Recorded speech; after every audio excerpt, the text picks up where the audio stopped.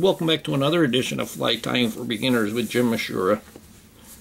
Today we're going to tie a really simple but a pretty effective dry fly, and this is a dry spider. It is very, very easy. All you need is one hackle to tie it, and we're going to make a blue dun. The hook that I have in the vise is the Lively Legs Lip Splitter Fly Hook. This is number 305, size 16. It is a barbless dry fly hook, standard length. I'm going to use black thread, and I like to use some very skinny thread. The more flies you tie, the more you're going to find that you're going to get to a smaller and smaller thread. This is 12/0, which is really small. We're going to put a base of thread down. I said this is a very, very easy fly. And we're going to come back to just past the barb. We don't want to go all the way to the bend. Now we're going to make a blue dun. So I have my blue dun hackle here.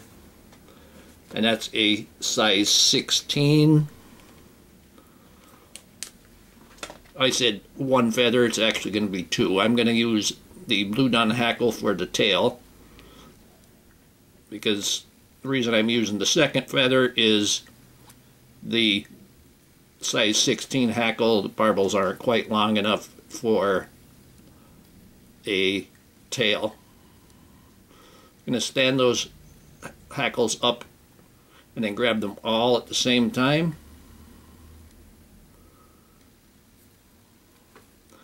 And then we could just place them right on there. First we're going to measure them. We want them to be just about the length of the hook shank.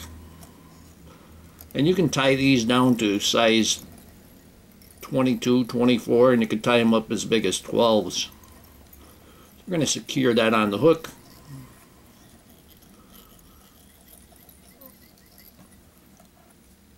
You actually don't even need that many wraps, but I'm just tying in everything. You can just put a few wraps in and cut it off, but I just like to tie it all in when I can. That one was a little bit close to the eye there. And I cut the thread. Now you curse and scream and throw it away, but no, you don't have to do that. Just get your thread back and reattach it.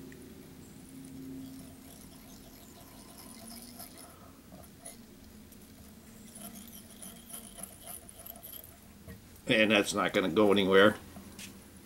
I'm actually going to have to cut that.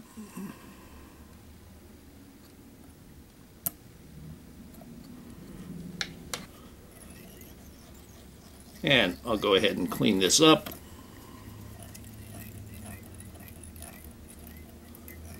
Now I'm going to take a blue dun hackle, and you actually want a hackle that's bigger than the size that you're using. So that's a 16, so I want about a 14, size 14 hackle. Size it on there. Maybe just a little bigger. There we go. Now we take this, we're going to go ahead and give it the haircut. Just pull them out, stand them up at the 90 degree, cut that off, and then trim it close to the stem. And there we have the crew cut. I'm going to attach this, and you want to leave a little bit of that crew cut exposed. You can see there's a little bit exposed, and go ahead and secure that tightly. And we're going to stop about one eye length back. Now we take our hackle, and we're going to go ahead and wrap that. Now because we left that exposed, that first wrap, you don't have the hackles shooting off to the back. You have them standing up straight like you want them. And then we're just going to make some nice tight wraps here. You could even do this on a short shank hook.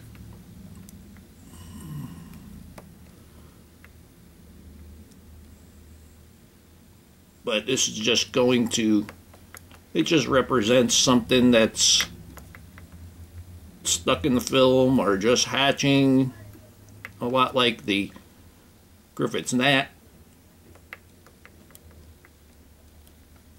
Contrary to what we think, fish aren't really that smart.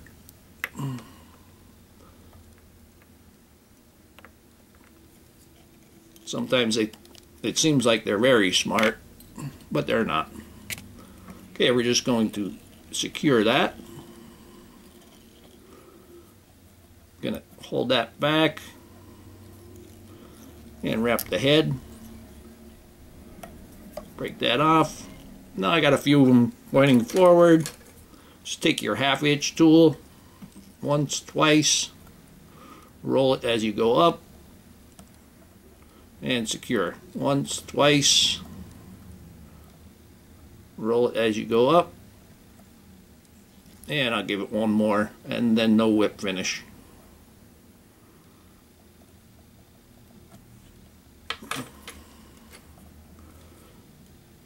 Go ahead and cut that off with your cuticle trimmer, poke and snip. Take some head cement, clean that brush off pretty good. Always look for the easiest spot first.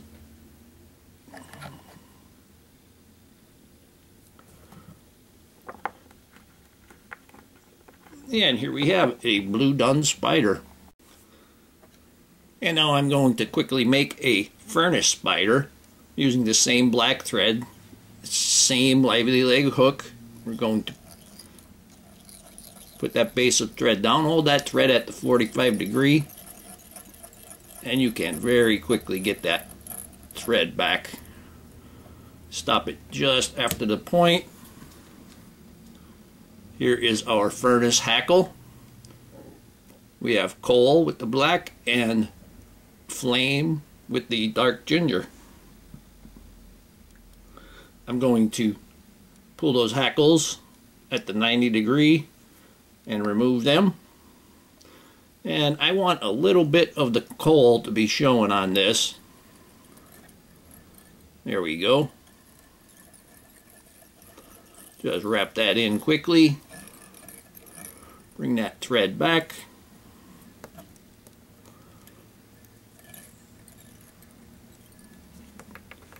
And then I'm going to prepare my hackle, and I need to size it.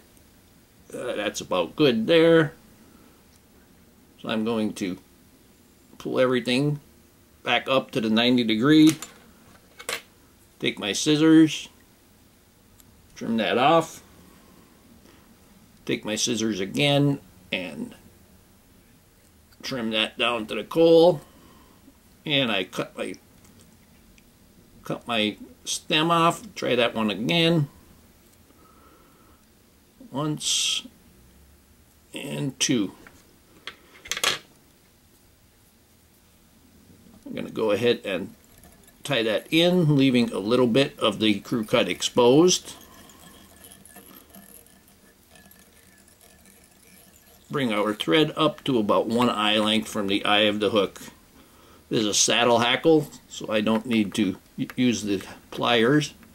And here, as you can see, with the exposed crew cut, it is standing up once again instead of shooting towards the rear. And bring that forward. Get some nice tight wraps.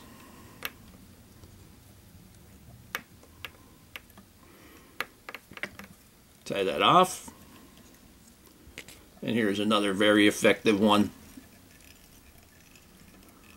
This with the dark center on the hackle, you got a nice impression of more of an insect impression, where the blue dun, it was all the one color. Here you have a nice two-tone. You can see that black core in there. And again, I would use this kind of like almost like an attractor, but if you see certain insects hatching, like anything from a caddis to mayflies, like your darker mayflies, even during a Hendrickson hatch, if they're small, or gray fox, can use that. There we go. We'll put a little bit of head cement on there.